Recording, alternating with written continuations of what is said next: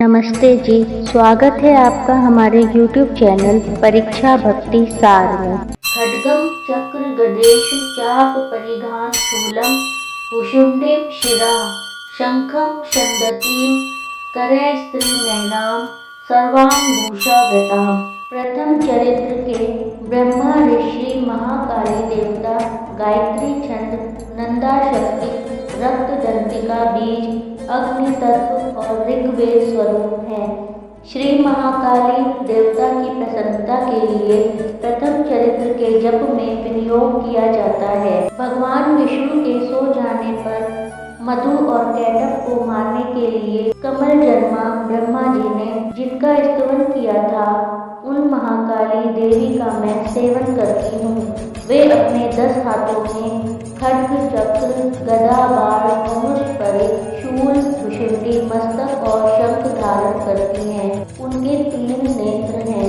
वे समस्त अंगों में दिव्य आभूषणों से विभूषित हैं। उनके शरीर की कांति नीलमणि के समान है तथा वे 10 मुख और 10 पैरों से युक्त हैं। मार्कंडेय जी बोले, सूर्य के पुत्र सावर्णी जो 8वें मनु कहे जाते हैं, उनकी उत्पत्ति कथा विस्तार पूर्वक कहता हूँ, सुनो।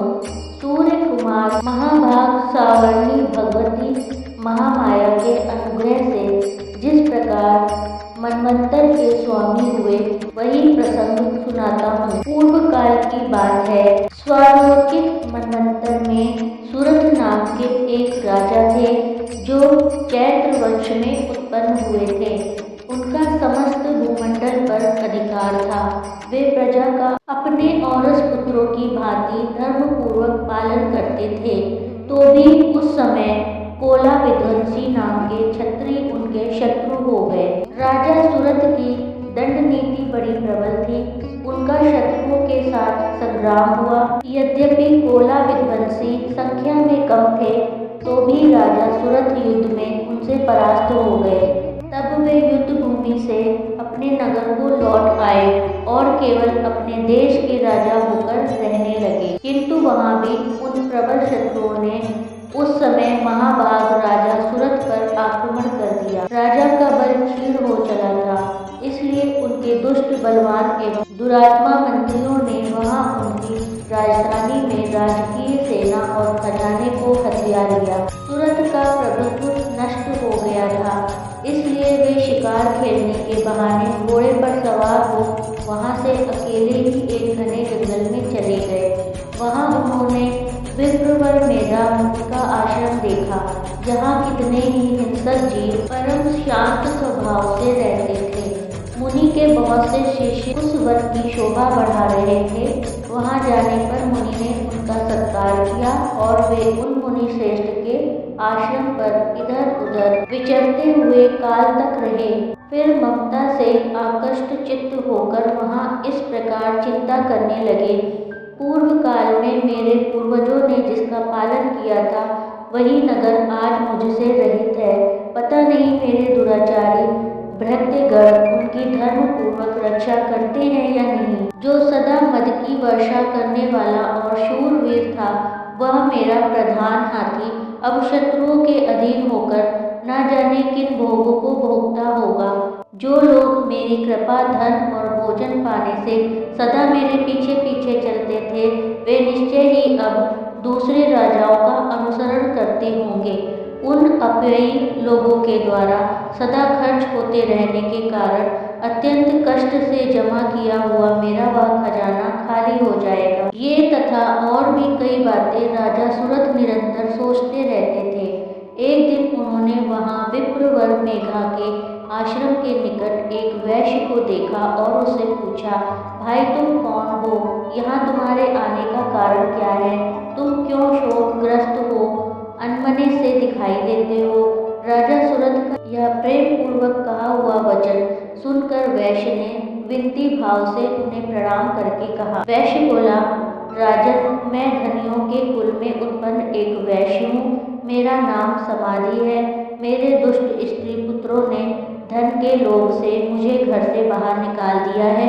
मैं इस समय धन, स्त्री और पुत्रों से वंचित हूँ। मेरे विश्वसनीय बंधुओं ने मेरा ही धन लेकर मुझसे दूर कर दिया, इसलिए दुखी होकर मैं वन में चला आया हूँ।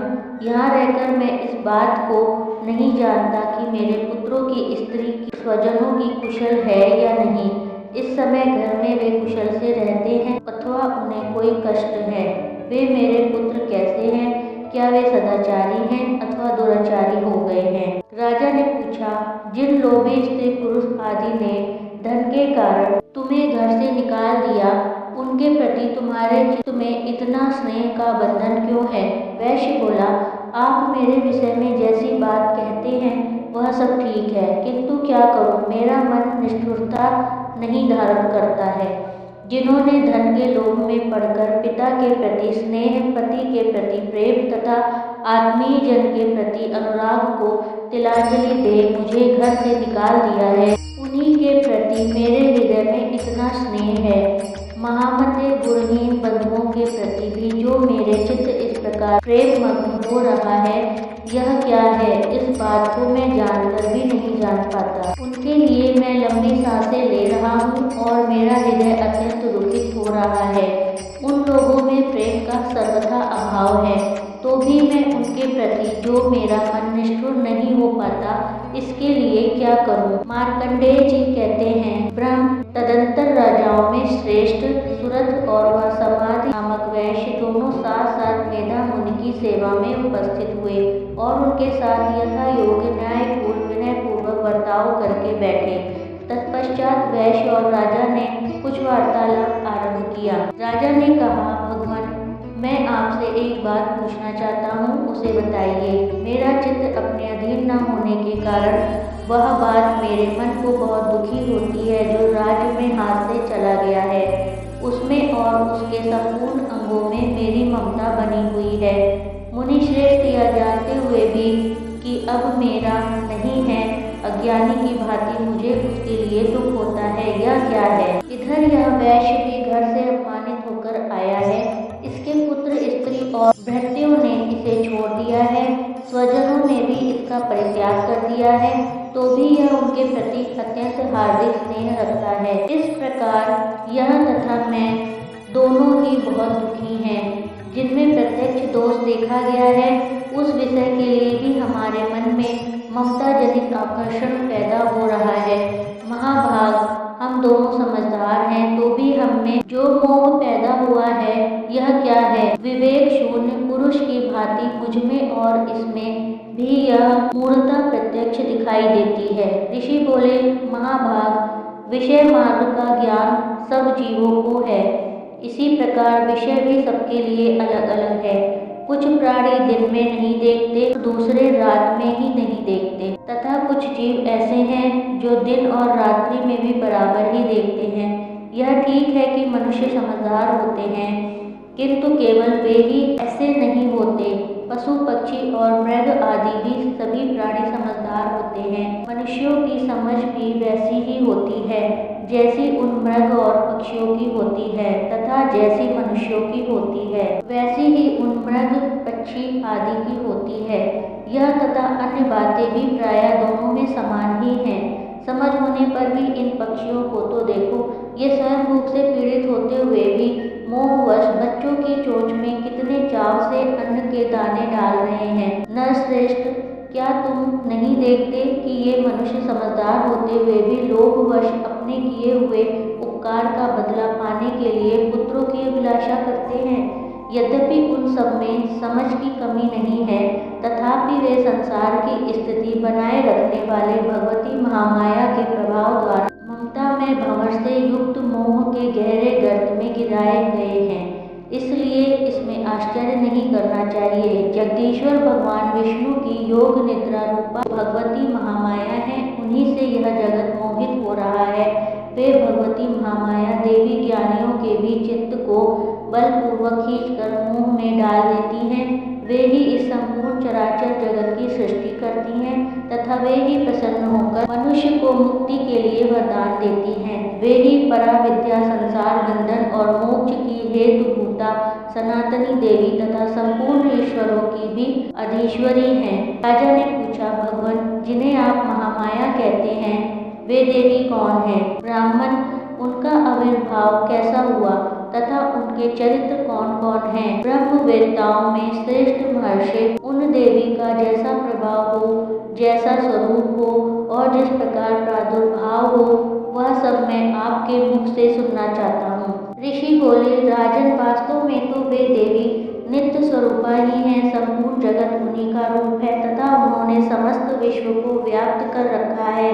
तथापि उनका प्राकट्य अनेक प्रकार से होता है, वह मुझसे सुनो। यद्यपि वे नित्य और अजन्मा हैं, तथापि जब देवताओं का कार्य सिद्ध करने के लिए प्रकट होती हैं, उस समय लोक में उत्पन्न हुई कहलाती हैं। कल्प के अंत में जब संपूर्ण जगत एकावरण में निमग्न हो रहा था और सबके प्रभु भगवान विष्णु शेषनाग की शैया बिछाकर योग निद्रा का आश्रय ले सो रहे थे, उस समय उनके कानों के मैल से दो भयंकर असुर उत्पन्न हुए, जो मधु और कैटभ के नाम से विख्यात थे। वे दोनों ब्रह्मा जी का वध करने को तैयार हो गए। भगवान विष्णु के नाभिक कमल से विराजमान प्रजापति ब्रह्मा जी जब उन दोनों भयानक असुरों को अपने पास आया और भगवान को सोया हुआ देखा, तब एकाग्रचित्त होकर उन्होंने भगवान विष्णु को जागने के लिए उनके नेत्रों में निवास करने वाली योग निद्रा का स्तवन आरंभ किया, जो इस विश्व की अधीश्वरी, जगत को धारण करने वाली, संसार का पालन और संहार करने वाली तथा तेज स्वरूप भगवान विष्णु की अनुपम शक्ति है। उन्हीं भगवती निद्रा देवी की भगवान ब्रह्मा स्तुति करने लगे। ब्रह्मा जी ने कहा, देवी, तुम्ही स्वाहा, तुम्ही स्वधा और तुम्ही वशटकार हो। स्वर भी तुम्हारे ही स्वरूप हैं। तुम्ही जीवनदायिनी सुधा हो। नित्य अक्षर प्रणव में आकार, उकार, मकार, इन तीन मात्राओं के रूप में तुम्ही स्थित हो तथा इन तीन मात्राओं के अतिरिक्त जो बिंदु रूपा नित्य अर्ध मात्रा है, जिसका विशेष रूप से उच्चारण नहीं किया जा सकता है, वह भी तुम्ही हो। देवी, तुम्ही संध्या, सावित्री तथा परम जननी हो। देवी, तुम्ही इन विश्व ब्रह्मांड को धारण करती हो। तुमसे ही इस जगत की सृष्टि होती है, तुम्ही से इसका पालन होता है और सदा तुम्ही इस कल्प के अंत में सबको अपना ग्रास बना लेती हो। जगन्मयी देवी, इस जगत की उत्पत्ति के समय तुम सृष्टि रूपा हो, पालन काल में स्थिति रूपा हो तथा कल्पांत के समय संहार धारण करने वाली हो। तुम्ही महाविद्या, महामाया, महावेदा, महास्मृति, महामोह रूपा, महादेवी और महासुरी हो। तुम्ही तीनों गुणों को उत्पन्न करने वाली सबकी प्रकृति हो। भयंकर काल रात्रि, महारात्रि और मोह रात्रि भी तुम्ही हो। तुम्ही श्री, तुम्ही ईश्वरी, तुम्ही हेम और तुम्ही बोध स्वरूपा बुद्धि हो। लज्जा, पुष्टि, तुष्टि, शांति और क्षमा भी तुम्ही हो। तुम खड्ग धारिणी, शूल धारिणी, घोर रूपा तथा गदा, चक्र, शंख और धनुष धारण करने वाली हो। बाण, भुषुंडी और परिघ ये सभी तुम्हारे अस्त्र हैं। तुम सौम्य और सौम्यतर हो। इतना ही नहीं, जितने भी सौम्य एवं सुंदर पदार्थ हैं, उन सबकी अपेक्षा तुम अत्यधिक सुंदरी हो। पर और अपर सबसे परे रहने वाली परमेश्वरी तुम्ही हो। स्वर रूपे देवी, कहीं भी सत असत रूप जो कुछ वस्तु में है और उन सब की जो शक्ति है वह तुम्ही हो। ऐसी अवस्था में तुम्हारी स्तुति क्या हो सकती है, जो इस जगत की सृष्टि, पालन और संहार करते हैं। उस भगवान को भी जब तुमने निद्रा के अधीन कर दिया है, तब तुम्हारी स्तुति करने में यहाँ कौन समर्थ हो सकता है। मुझको भगवान शंकर को तथा भगवान विष्णु को भी तुमने ही शरीर धारण कराया है, अतः तुम्हारी स्तुति करने की शक्ति किसमें है। देवी, तुम तो अपने इस उदार प्रभावों से ही प्रशंसित हो। ये जो दोनों दुर्धर्ष असुर मधु और कैटभ हैं, इनको मुंह में डाल दो और जगदीश्वर भगवान विष्णु को शीघ्र ही जगा दो। साथ ही इनके भीतर इन दोनों महान असुरों को मार डालने की बुद्धि उत्पन्न कर दो। ऋषि कहते हैं, राजन, जब ब्रह्मा जी ने महामधु और कैटभ को मारने के उद्देश्य भगवान विष्णु को जगाने के लिए तमोगुण की अधिष्ठात्री देवी योग निद्रा की इस प्रकार स्तुति की, तब वे भगवान के नेत्र, मुख, नासिका, बाहु, हृदय और वक्ष स्थल से निकलकर अव्यक्त जन्मा ब्रह्मा जी के दृष्टि के समक्ष खड़ी हो गई। योग निद्रा से मुक्त होने पर जगत के स्वामी भगवान जनार्दन उस समय एकार्ध के जल में शेषनाग की शैया से जाग उठे। फिर उन्होंने उन दोनों असुरों को देखा। वे दुरात्मा मधु और कैटभ अत्यंत बलवान तथा पराक्रमी किए ब्रह्मा जी को खा जाने के लिए उपयोग कर रहे थे। तब भगवान श्री हरि ने उठकर उन दोनों के साथ 5000 वर्षों तक केवल बाहु युद्ध किया। वे दोनों भी अत्यंत बल के कारण उन्मत्त हो रहे थे। इधर महामाया ने भी उन्हें मुंह में डाल रखा था। इसलिए वे भगवान विष्णु से कहने लगे, हम तुम्हारी वीरता से संतुष्ट हैं, तुम हम लोगों से कोई वर मांगो। श्री भगवान बोले, यदि तुम दोनों मुझ पर प्रसन्न हो तो अब मेरे हाथ से मारे जाओ। बस इतना सा ही मैंने वर मांगा है, यहाँ दूसरे किसी वर से क्या लेना। ऋषि कहते हैं, इस प्रकार धोखे में आ जाने पर जब उन्होंने संपूर्ण जगत में जल ही जल देखा, तब कमल नयन भगवान से कहा, जहाँ पृथ्वी डूबी हुई ना हो, जहाँ सूखा स्थान हो, वहाँ हमारा वध करो। ऋषि कहते हैं, तब तथास्तु कहकर शंख चक्र और गदा धारण करने वाले भगवान ने उन दोनों के मस्तक अपनी जांघ पर रखकर चक्र से काट डाले। इस प्रकार ये देवी महामाया ब्रह्मा जी की स्तुति करने पर स्वयं प्रकट हुई थी। अब पुनः तुमसे उनके प्रभाव का वर्णन करते हैं, सुनिए। इस प्रकार से मार्कंडेय पुराण में सावर्णिक मनवंतर की कथा के अंतर्गत देवी महात्म्य में मधुकैटभ वध नामक पहला अध्याय पूरा